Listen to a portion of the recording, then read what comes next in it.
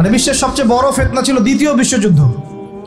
তার আগে একটা হয়েছে প্রথম বিশ্বযুদ্ধ, যেখানে প্রায় কয়েক কোটি মানুষ মারা গেছে, আর সেকেন্ড ওয়ার্ল্ড ওয়ারে আরও বেশি মানুষ মারা গেছে। তো এখন বিশ্বকে ঠেলে দেওয়া হচ্ছে একটা থার্ড ওয়ার্ল্ড ওয়ারের দিকে, মানে যে কোনো সময় একটা তৃতীয় বিশ্বযুদ্ধের আশঙ্কা করছেন। এখনকার যারা মিলিটারি অ্যাফেয়ার্স নিয়ে পড়াশোনা করেন, ওয়ার্ল্ড অ্যাফেয়ার্স নিয়ে পড়াশোনা করেন, তারা এগুলো বলতে পারবেন ভালো।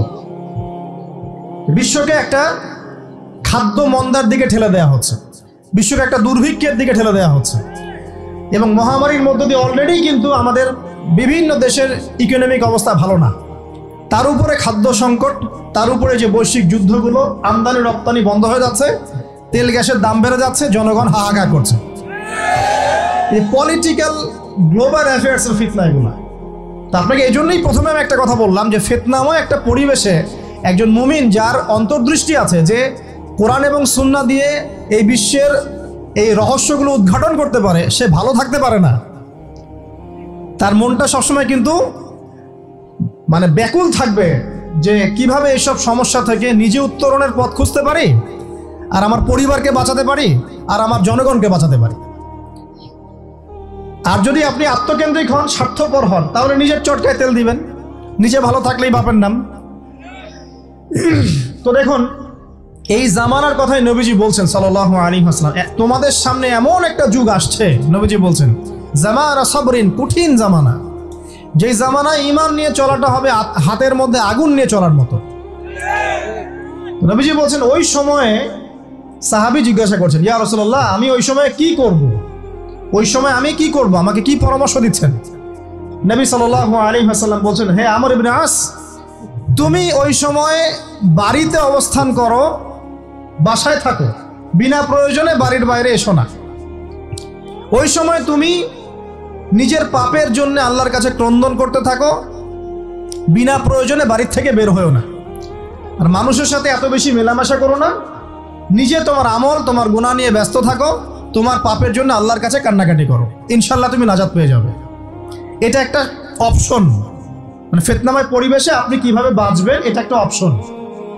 আরেকটা হাদিসে গিয়ে নবী সাল্লাল্লাহু আলাইহি ওয়াসাল্লাম বলছেন যে যখন এমন ফিতনাময় পরিবেশ আসবে, তখন যদি তোমরা এই আমর বিল মারুফ নাহি আনিল মুনকার, সৎ কাজের আদেশ, অসৎ কাজের নিষেধ, আমার সুন্নতের উপর অটল থাকতে পারো, তাহলে তোমরা 50 জন শহীদের নেকি পাবে। সাহাবায়ে কেরাম বলছেন, ইয়া রাসূলুল্লাহ, আমিনহুম আও মিন্না, তাদের মধ্যে 50 জন নাকি আমাদের মধ্যে 50 জন শহীদ? নবী করিম সাল্লাল্লাহু আলাইহি ওয়াসাল্লাম বলছেন, বাল মিনকুম, বরং তোমাদের মধ্যে 50 জন শহীদ। এটা অপশন নাম্বার 2। এক কি বললাম, আপনি নিজেকে নিয়ে ব্যস্ত থাকেন, বাসায় থাকেন, বিনা প্রয়োজনে বাড়ির থেকে বের হবেন না, মানুষের সাথে কম মেলামেশা করেন, এবং নিজের পাপের জন্য আল্লাহর কাছে কান্নাকাটি করেন, নিজের আমল নামা নিয়ে ব্যস্ত থাকেন, ইনশাআল্লাহ নাজাত পাবেন। 2 নাম্বার, যদি আপনার কাছে আরও বেশি যোগ্যতা থাকে এবং আপনি আরও বেশি সাহসী হন এবং আপনি উম্মার, দেশের জনগণের কল্যাণ কামনা করেন, তাহলে অন্যদেরকেও এই ফিতনাময় পরিবেশে টিকে থাকার ফর্মুলা বলে দেন। এখানে সবর করেন, আমর বিল মারুফ নাহি আনিল মুনকারের কাজ করেন, আল্লাহ পাক আপনাকে ইনশাআল্লাহ 50 জন শহীদ সাহাবীর নেকি দিবেন ইনশাআল্লাহ। আরও অপশন আছে। কি অপশন? ওই যে আসহাবুল কাহফ কি করেছিল, একটা ফিতনাময় পরিবেশ থেকে নিজেরা আস্তে করে সরে গিয়েছে। যখন আপনি পরিবেশকে পরিবর্তন করতে আর পারছেন না, দাওয়াত দিয়েও কোনো কাজ হচ্ছে না, মানুষ কথাও শুনছে না, জুলুম নির্যাতন বাড়তেই আছে, টিকে থাকা মুশকিল, তখন তাদের হিসেবের দায়িত্ব আল্লাহর উপর ছেড়ে দেন, আপনি ওখান থেকে ডিসকানেক্টেড হয়ে যান। এমনও হাদিস আছে। তো হয়তো আপনার কাছে মনে হচ্ছে না এখন ওই যুগ আসে নাই, কিন্তু আমি আপনাকে বলে দেই যে কোরআন এবং সুন্নাহর চোখ দিয়ে যদি আপনি দেখতে শেখেন এবং বর্তমান বিশ্বের প্রেক্ষাপটটা অ্যানালাইসিস করার যোগ্যতা আপনি অর্জন করেন কোরআন সুন্নাহর চোখ দিয়ে, আপনি বুঝতে পারবেন সেই সময় অনেক আগেই চলে এসেছিল। এখন ফিতনা এবং ফাসাদময় এই পরিবেশে আমরা কি করতে পারি, ছোট স্কেলে, বড় স্কেলে না, ছোট স্কেলে। আমি আজকে বড় বিষয় নিয়ে কথা বলতে আসি না, কারণ আমি চিন্তা করলাম যে আসলে প্রথমে যদি ব্যক্তিকেন্দ্রিক বিষয়টা ঠিক না হয়, বড় বিষয় আলোচনা করে কোনো লাভ নাই। আগে ব্যক্তি যদি ঠিক না হয়, বড় বিষয় আলোচনা করে আসলে কোনো লাভ নাই, আপনারা বুঝবেনও না, মাথার উপর দিয়ে চলে যাবে। এখন গ্লোবাল অ্যাফেয়ার্স নিয়ে কথা বলে খুব একটা ফায়দা নাই আপনাদের। এখন ইকোনমিক পুরো এই সুদভিত্তিক সিস্টেম আপনি চেঞ্জ করতে পারবেন না, এবং পুরো যে তাগুতি ব্যবস্থা আপনি চেঞ্জ করতে পারবেন না। আপনি কি করতে পারবেন? আপনি নিজেকে পরিবর্তন করতে পারবেন, আপনার পরিবারকে পরিবর্তন করতে পারবেন। এতটুকু আপনার পক্ষে এখন পর্যন্ত সহজ, ঠিক না ভাই? ঠিক কথা। এটা আপনি এখন করতে পারবেন। তো এটার ফর্মুলা কি? ফর্মুলা ঘাটতে গিয়ে আল্লাহ পাক আমার মাথার মধ্যে একটা হাদিস নিয়ে এসে দিলেন। কারণ আমি বিশ্বাস করি যে আপনারা বলছেন মৌলানা, আল্লামা, আমি আসলে এমন কিছু নই। এই কথাগুলো আসলে আমার সাথে যায় না। আমি নিতান্তই একজন ছোট মানুষ এবং তালেবে ইলম, জ্ঞানের পথের পথযাত্রী। আর আমি তালেবে ইলম হয়ে থাকতে চাই। আমি মুফতি নই, আমি মুহাদ্দিস, মুফাসসির বা এই যে শব্দগুলো আপনারা বলছেন, এমন কিছুই নয়। আসলে কিয়ামতের মাঠে আমি জান্নাতে যেতে পারবো কিনা আমি নিজেই জানি না। যখন কোনো মানুষ নিজেকে অনেক বড় মনে করা শুরু করবে, বুঝে নেবেন সেই ইবলিসের আনুগত্য করা শুরু করেছে আর কি। কারণ ইবলিস বলেছিল আবা ওয়াস্তাকবারা, আমি খলাকতানি মিন নার ওয়া খলাকতাহু মিন তিন, আমাকে সৃষ্টি করেছেন আগুন দিয়ে, আদমকে সৃষ্টি করেছেন মাটি দিয়ে, আমি কেন আদমকে সিজদা করতে যাব? তো এটা ইবলিসের চরিত্র, আবা ওয়াস্তাকবার, সে উদ্ধত হয় এবং অহংকার প্রদর্শন করে। তো আমি মনে করি যে আমি কিছু বলি না, আল্লাহ রাব্বুল আলামিন আমাকে বলার তৌফিক দেন মাত্র, আলহামদুলিল্লাহ। তা আমার মাথায় একটা হাদিস আসছে, সকাল থেকে ঘুরছে। সেটা হচ্ছে, দেখুন, বারা ইবনে আযিব রাদিয়াল্লাহু আনহু থেকে বর্ণিত হাদিসটা আসছে এবং হাদিসটা বিশুদ্ধ। এখান থেকে আমি মূল আলোচনা যাচ্ছি যে একদিন আনসার মানুষদের মধ্যে, আনসার কারা? আমাদের আনসার বাহিনী। আনসার কারা? যারা মুহাজির সাহাবীদেরকে আশ্রয় দিয়েছিল মদিনায়, তাদেরকে কি বলা হয়? আনসার। তাহলে শব্দটা সুন্দর না? তাহলে আমাদের বাহিনীর নামটাও সুন্দর, মাশাআল্লাহ। তো আনসার সাহাবীদের মধ্যে একজন ইন্তেকাল করেছেন, ইন্না লিল্লাহি ওয়া ইন্না ইলাইহি রাজিউন। এখন তাকে দাফন করা হচ্ছে, আর নবী সাল্লাল্লাহু আলাইহি ওয়াসাল্লাম কবরের পাশে চুপ করে বসে পড়লেন। তার বসা দেখা দেখি বাকি সাহাবীরাও তাকে ঘিরে গোল করে বসে পড়লেন। তারা বলছেন, আমরা এমনভাবে এখানে বসেছিলাম যেন আমাদের মাথার উপরে পাখি এসে বসতে পারে, চুপচাপ, কোনো নড়াচড়া নাই। দেখেন, রাসূলের সাথে বসার সুন্নত দেখেন। কোরআন এবং হাদিসের মাহফিলে বসার কিন্তু সুন্নত আছে। এখানে বসে দুনিয়াবি এত গল্পগুজব করা যাবে না, এই মোবাইল টোবাইল হাবিজাবি এত ব্যস্ত থাকা যাবে না, দিলের কান দিয়ে শুনতে হবে, ঠিক আছে? আদব আছে, না হলে কথা আপনার উপর তাসির করবে না। তারা এমনভাবে বসেছিলেন যেন মাথার উপরে পাখি বসতে পারে, সুবহানাল্লাহ। এবার নবী করিম সাল্লাল্লাহু আলাইহি ওয়াসাল্লাম বলছেন যে যখন মাইয়েতকে কবরে শোয়ানো হয় তখন সে তাকে দাফন করে যাওয়া ব্যক্তিদের হাঁটার খসখস আওয়াজ শুনতে পায়। এরপরে তাকে যখন শুইয়ে দেওয়া হয়, সে যদি মুমিন ব্যক্তি হয় তাহলে তার মাথার দিকে তার সলাত এসে দাঁড়িয়ে যায়। দুনিয়াতে আপনি যে নামাজগুলো পড়েছেন, আমি যে নামাজগুলো পড়ছি, এগুলো মাথার দিকে দাঁড়িয়ে যায়। ডান দিকে চলে আসে তার সওম, সওম মানে কি? রোজা। বাম দিকে চলে আসে যাকাত, যাকাত মানে কি? যাকাতের সাথে তো আমরা পরিচিত নই। আমরা ওই যে রাস্তাঘাটে যে দান খয়রাতগুলো উঠানো হয়, এগুলোর সাথে খুব পরিচিত, তাই না? কত টাকা, কত পয়সা, কি কি গান গড়ে আর টাকা কালেকশন করে না? অনেক সময় দেখা যায় রাস্তায় যাচ্ছি আমরা গাড়ি নিয়ে, পারলে গাড়ির সামনে এসে হুমড়ি খেয়ে পড়বে টাকা নেওয়ার জন্য। এইভাবে টাকা কালেকশন করতে কে শিখিয়েছে ইসলামে? আর আমরা অনেক সময় ছোট ছোট বাচ্চাদেরকে দিয়ে, মাদ্রাসার ছোট ছোট বাচ্চাদেরকে দিয়ে টাকা কালেকশন করাই। এটা ঠিক না। কেন ঠিক না জানেন? ছোটবেলা থেকেই ওর ব্যক্তিত্ব নষ্ট হচ্ছে। এই হাতটা উত্তম না এই হাতটা উত্তম? উপরের হাত উত্তম, নিচের হাত উত্তম? তো ছোটবেলা থেকে সে নিচের হাতে অভ্যস্ত হচ্ছে।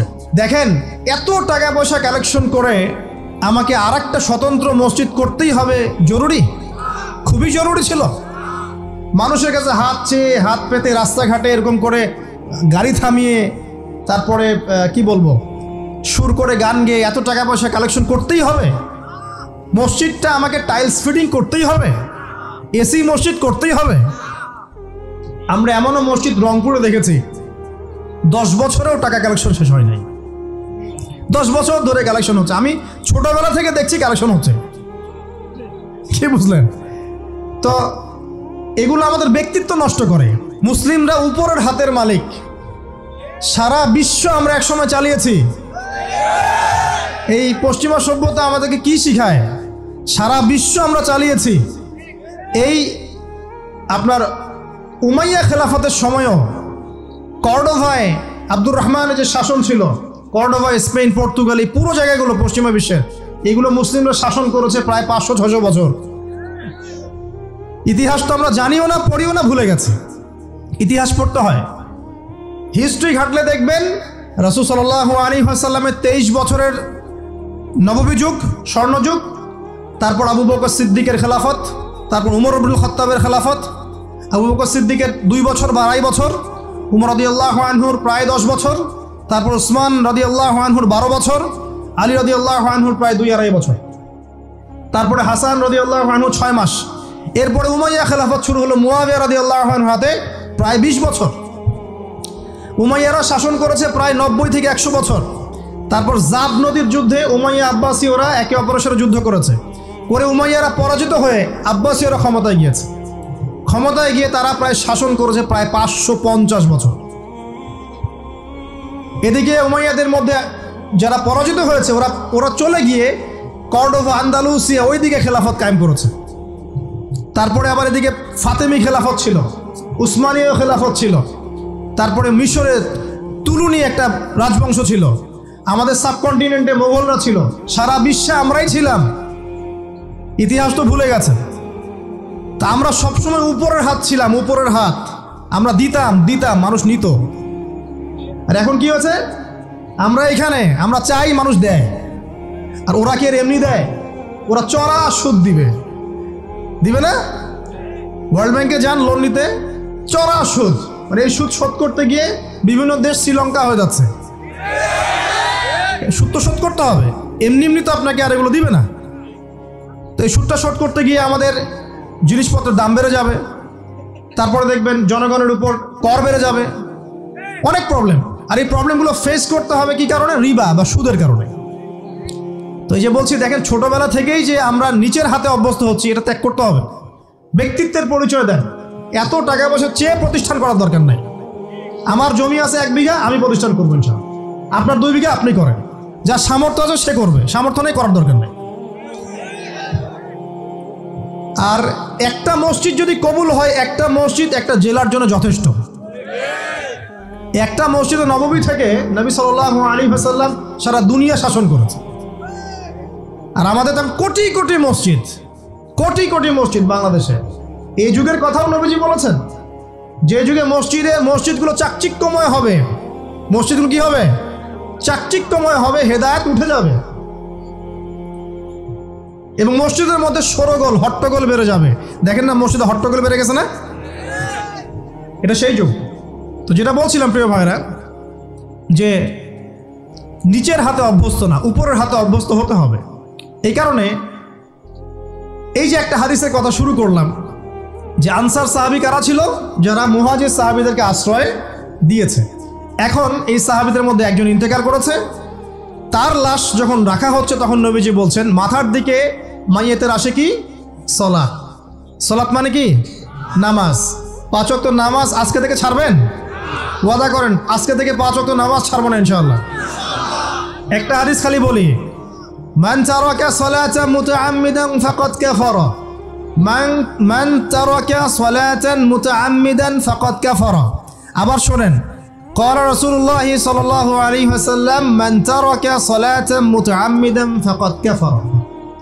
আর মুয়াজ বিন জাবাল রাদিয়াল্লাহু আনহু কে নবীজি বলেছেন, মান তারাকা সালাতা মুতাআম্মিদান ফাকাদ বারিয়াত মিন জিম্মাতিল্লাহ।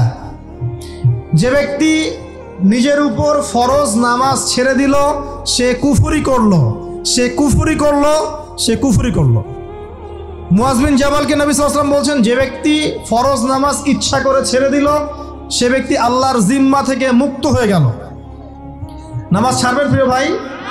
5 ওয়াক্ত নামাজ জামাতের সাথে ইনশাআল্লাহ। আল্লাহ আমাকে তৌফিক দেখ, আপনাদের সবাইকে তৌফিক দান করুন, আমিন। জামাত যদি না পান, একা পড়ে নেবেন, ঠিক আছে? যদি ঘুমিয়ে থাকেন, ঘুম থেকে উঠে পড়বেন। ভুলে গেছেন, যখন মনে হবে তখন পড়বেন। অজু করার পানি নাই, কি করবেন?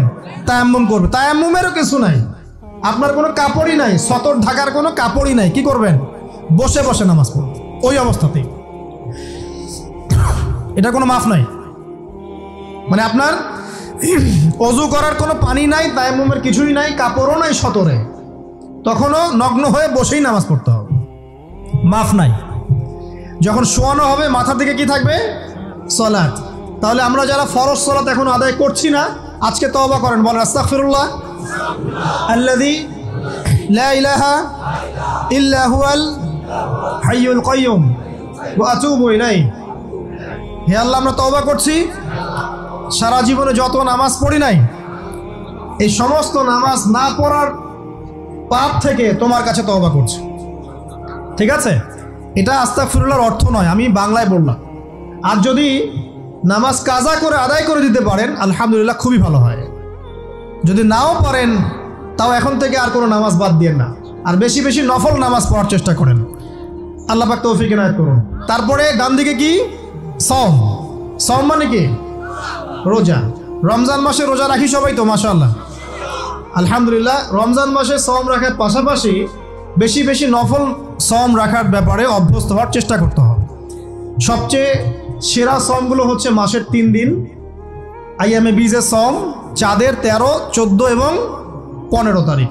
আর সপ্তাহে 2 দিন, সেটা হলো বৃহস্পতিবার এবং কি সোমবার।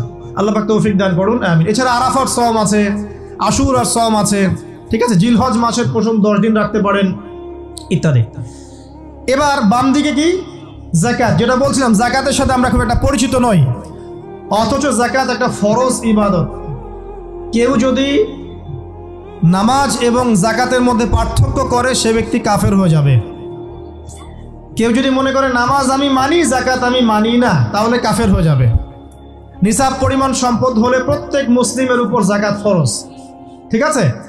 এবং এই যাকাতই হচ্ছে আপনার ইসলামিক অর্থনীতির মূল ভিত্তি। তো যে কথা বলছিলাম প্রিয় ভাইরা, দেখুন, যাকাত ইসলামিক অর্থনীতির মূল ভিত্তি। কিভাবে জানেন? ব্যবসা এবং যাকাত এটা কি করে? এটা একটা মার্কেটের মধ্যে সম্পদ ঘুরতে থাকে। আমি বুঝাচ্ছি আপনাকে। মনে করেন আপনি ব্যবসা করছেন এবং যাকাত দিচ্ছেন। যাকাত কারা দিবে? যারা যাকাতের নিসাব পরিমাণ সম্পত্তি রাখে, মানে কিছুটা ধনী তারা। তো তারা ব্যবসা করছে, মাশাআল্লাহ। ব্যবসা যখন করে, ব্যবসায় কি থাকে? লাভ থাকে, লস থাকে, লাভ থাকে, লস থাকে। লাভও হতে পারে আপনার, লসও হতে পারে। আর সুদে কি? শুধু লাভ, লস আছে? লস নাই। পার্থক্য বোঝেন। এখন ব্যবসা যখন আপনি করবেন, এই টাকা বা মূল যে ক্যাপিটাল যেটা বলে অর্থনীতির ভাষায়, এটা মার্কেটের মধ্যে সার্কুলেট করতে থাকবে। আজকে আপনি ধনী, লাভ করেছেন, কালকে লস করবেন, এই ধন আরেকজনের হাতে চলে যাবে। সে আবার ব্যবসা করছে, সে লাভ করলে সম্পদ তার হাতে থাকলো, লস করলে আরেকজনের হাতে। মানে এই মানিটা, ক্যাপিটাল যেটা, এটা মার্কেটের মধ্যে ঘুরতে থাকে, ঘুরতে থাকে। আজকে কেউ ধনী, কালকে কেউ ধনী, আজকে কেউ ফকির, কালকে কেউ ধনী, এভাবে। এখানে আল্লাহ পাক যাকে ইচ্ছা হয় ধন দেন, যাকে ইচ্ছা হয় দরিদ্র করেন। এটা আল্লাহ পাক নিয়ন্ত্রণ করেন। আবার এর মধ্যে যারা ধনী হবে তারা আবার যাকাত দিবে। কাকে যাকাত দিবে? যে গরিব তাকে। এই কারণে অর্থনৈতিক সাম্য থাকবে এবং টাকা, ক্যাপিটাল মার্কেটে সার্কুলেট করতে থাকবে। এটা হচ্ছে ইসলামিক ইকোনমিক্স। বোঝাতে পারছি না মনে হয়। আর রিবায় কি হবে?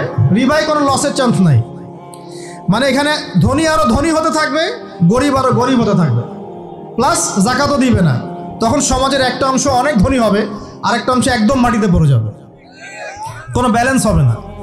এই কারণে বিশ্বের একটা অংশ, ওই বিশ্বের একটা বড় অংশ যারা সুদখোর, যেখান থেকে সুদ এসেছে, ওইটা আস্তে আস্তে ধনী হয়ে গেছে এবং বিশ্বের বহু কান্ট্রি আস্তে আস্তে দারিদ্র সীমার নিচে চলে আসছে।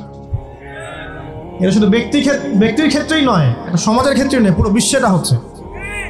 তো এই হলো রিবা এবং ব্যবসা ভিত্তিক, যাকাত ভিত্তিক ইকোনমিক সিস্টেমের পার্থক্য, বেসিক ডিফারেন্স। রিবার মধ্যে আল্লাহ পাক তার হাত উঠিয়ে নেন, আল্লাহ পাক সেখানে আর ইন্টারফেয়ার করেন না। ঠিক আছে, সুদ খাচ্ছ, তুমি তোমার মতো চলো এখন। আর ব্যবসা ভিত্তিক ইকোনমিক্স চললে আল্লাহ পাক সেখানে কাউকে ধন দিবেন, কারো কাছ থেকে নেবেন। আপনার ধন নিয়ে আমাকে দিবেন, আমার ধন নিয়ে আপনাকে দিবেন। আর আমি যদি ধনী হই, আমি আবার যাকাত দিব, সেই যাকাতের টাকা আবার আপনার হাতে যাবে, কেউ না খেয়ে মরবে না। তো সামনে এই যে বলা হচ্ছে 2023 সাল, শুধু 23 সাল না, আমার অবজারভেশন 2026-27 পর্যন্ত একটা অর্থনৈতিক মন্দা চলতে পারে।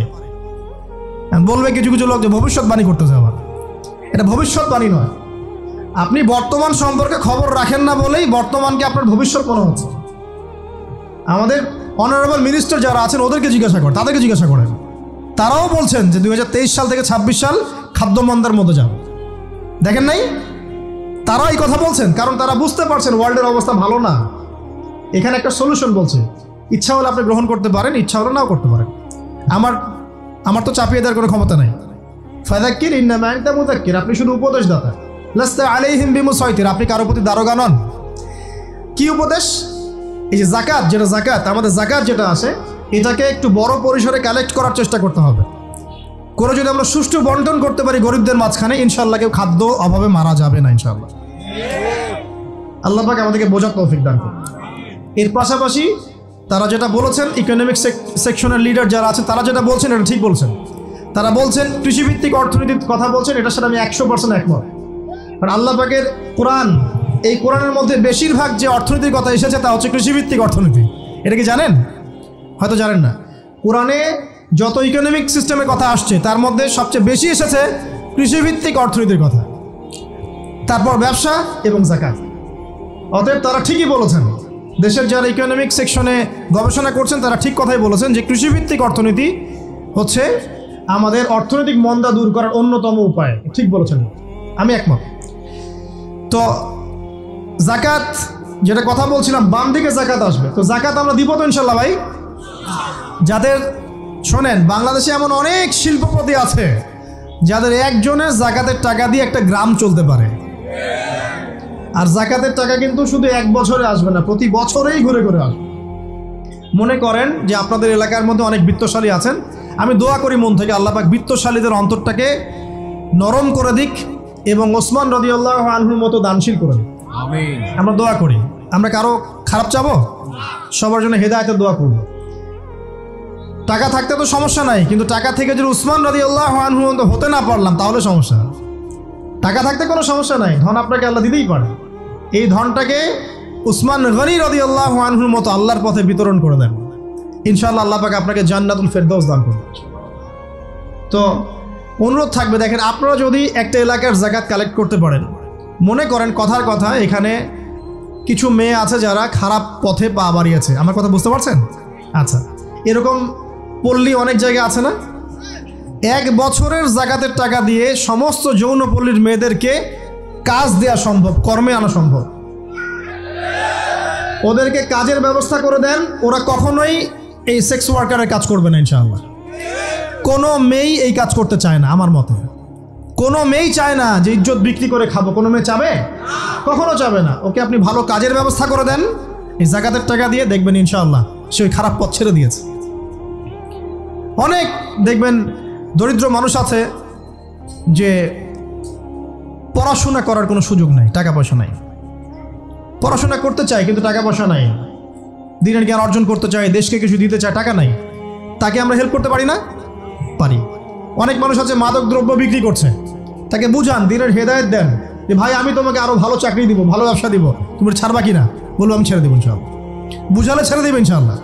তো এই যে মেগা প্রজেক্ট যেটা কথা বলি আমরা, আত্ম উন্নয়নমূলক বলেন, যুব উন্নয়নমূলক বলেন বা কান্ট্রি ডেভেলপমেন্টের কথা বলেন, এখানে যাকাত একটা বড় শক্তি হতে পারে। তবে এটাকে সুষ্ঠুভাবে কালেক্ট করতে হবে এবং যাকাতের যে 8টা খাত আছে এই খাতগুলোতে সুষ্ঠুভাবে বন্টন করতে হবে। অমুসলিমদেরকেও যাকাত দেওয়া যায়, জানেন?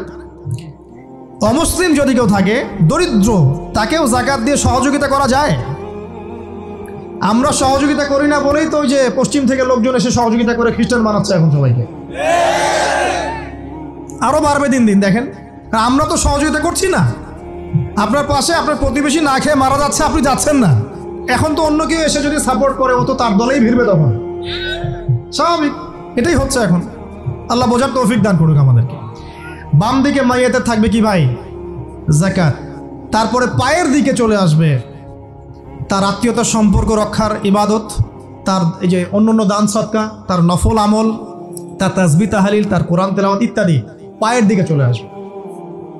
এখানে একটা হাদিস এসেছে, সূরাতুল মুলক যে ব্যক্তি রাতের বেলা তেলাওয়াত করবে, কোন সূরা ভাই? তাবারাকাল্লাযী বিয়াদিহিল মুলক ওয়া হুয়া আলা কুল্লি শাইইন কাদির। এই সূরা যে ব্যক্তি রাতের বেলা করে তেলাওয়াত করবে ইনশাআল্লাহ সূরা মুলক কবরে তার সাথে থাকবে এবং কবর আযাব থেকে সূরা মুলক তাকে বাঁচাবে ইনশাআল্লাহ। আমি বুঝাচ্ছি যে কি অবস্থাটা হবে। এবার দুজন ফেরেশতা মাথার দিক থেকে আসবেন, আসতে চাইবেন, সালাত বলবে এখান দিয়ে আসা যাবে না, এদিক দিয়ে আসা যাবে না। ডান দিক দিয়ে আসতে চাইবেন, এদিক দিয়ে আসা যাবে না। বাম দিক দিয়ে আসতে চাইবেন, যাকাত বলবে এদিক দিয়ে আসা যাবে না। পায়ের দিক দিয়ে আসতে চাইবেন, আমলগুলো বলবে এদিক দিয়ে আসা যাবে না। তখন যাই হোক তারা আসবেন।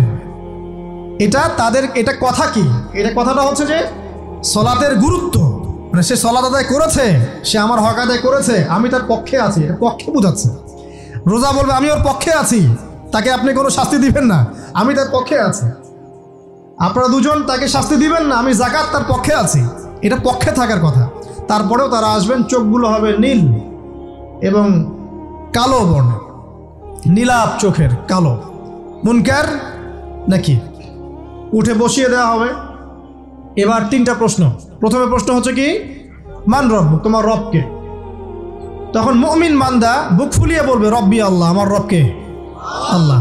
পৃথিবীতে যে ব্যক্তি আল্লাহর সাথে শিরিক করে নাই, আল্লাহর তাওহীদের উপর থেকেছে এবং তার উপরে মৃত্যুবরণ করেছে, ইনশাআল্লাহ সে ব্যক্তি এর উত্তর নির্দ্বিধায় দিতে পারবে ইনশাআল্লাহ। আর দুনিয়াতে যে বা যারাই আল্লাহর সাথে শিরিক করবে, আল্লাহর সাথে শিরকের পাপে লিপ্ত হবে, ওই অবস্থায় মারা যাবে, তাওহীদের উপর থাকবে না, কোশ্চিনকালেও মান রব উত্তর দিতে পারবে না।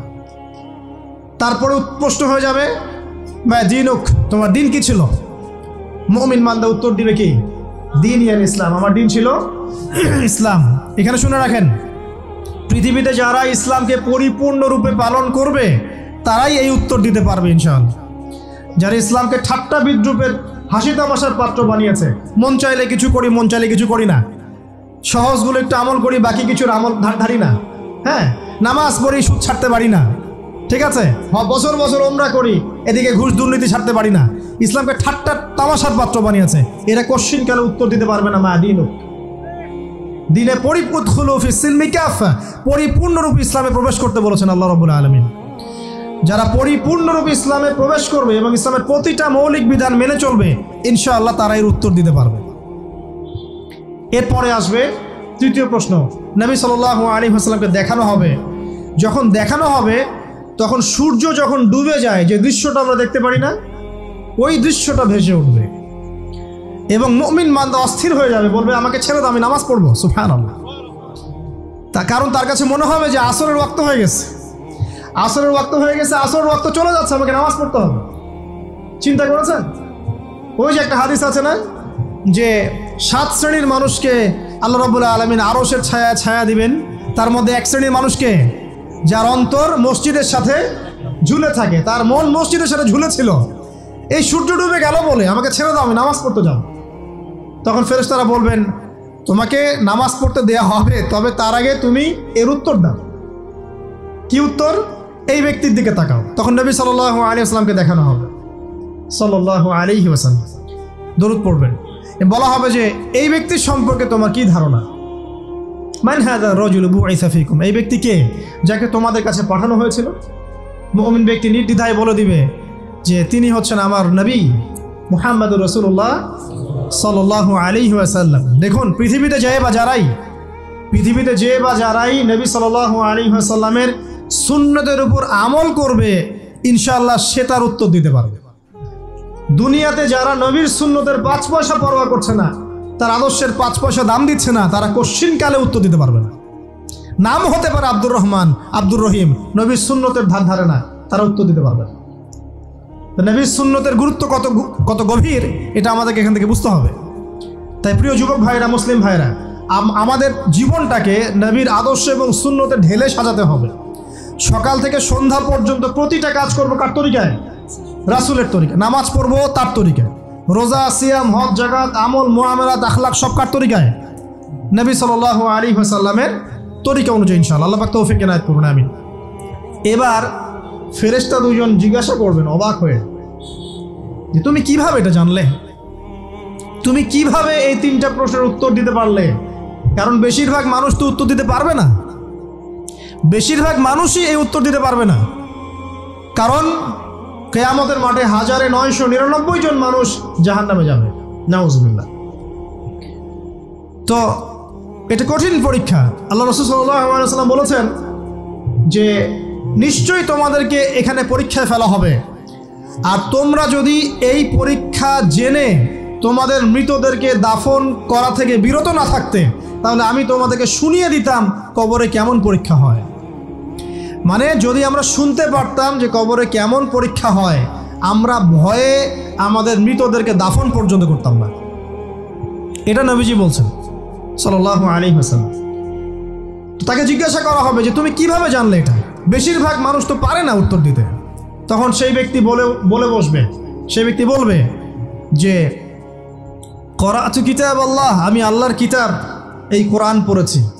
মুমিন বলবে আমি আল্লাহর কোরআন পড়েছি, ফাআমানতু বিহি, আমি এর উপর ঈমান এনেছিলাম, ওয়া সাদ্দাকতু, এবং সত্যায়ন করেছিলাম। সুবহানাল্লাহ। অতএব দুনিয়াতে যারা দ্বীনের জ্ঞান অর্জন করছে না, কোরআন পড়ছে না, হাদিস পড়ছে না, পড়াশোনার চেষ্টা করছে না, জানার চেষ্টা করছে না, কবরে পার হওয়া ডিফিকাল্ট আছে। এটা একটা অন্যতম প্রশ্ন। আমরা কিন্তু মনে করি 3টা প্রশ্ন হচ্ছে, আসলে প্রশ্ন হচ্ছে কয়টা? 4টা। 3টার পরে আরও একটা এক্সট্রা। কিভাবে জানলে? তখন উত্তর দিচ্ছে আমি আল্লাহর কিতাব পড়েছি, ঈমান এনেছি, সত্যায়ন করেছি। সুবহানাল্লাহ। নবী সাল্লাল্লাহু আলাইহি ওয়াসাল্লাম হাদিসের পরের অংশে বলছেন যে যখন কাফের বান্দাকে ওঠানো হবে, তখন ডানেও কিছু নাই, বামেও কিছু নাই, সামনে পিছনে কিচ্ছু নাই। মাথার দিক থেকে ফেরেশতারা চলে আসবেন, উঠিয়ে বসানো হবে, প্রশ্ন করা হবে কে তোমার রব? একটাই উত্তর, লা আদরি, আমি জানি না। নাউজুবিল্লাহ। কি তোমার দিন? লা আদরি, আমি জানি না। এই যে আল্লাহর তো খবর নাই, আল্লাহ পাকের বিধান মেনে চলার কোনো খবরই নাই, পরোয়াই নাই। সে জানবে কিভাবে ইসলাম কি জিনিস? সে জানবে কিভাবে আল্লাহ কি জিনিস? ও তো আল্লাহকে চিনেই না।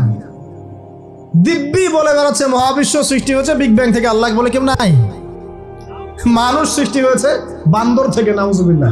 ওই যে ডারউইনের মতবাদ, কি থিওরি অফ এভলিউশন নাকি?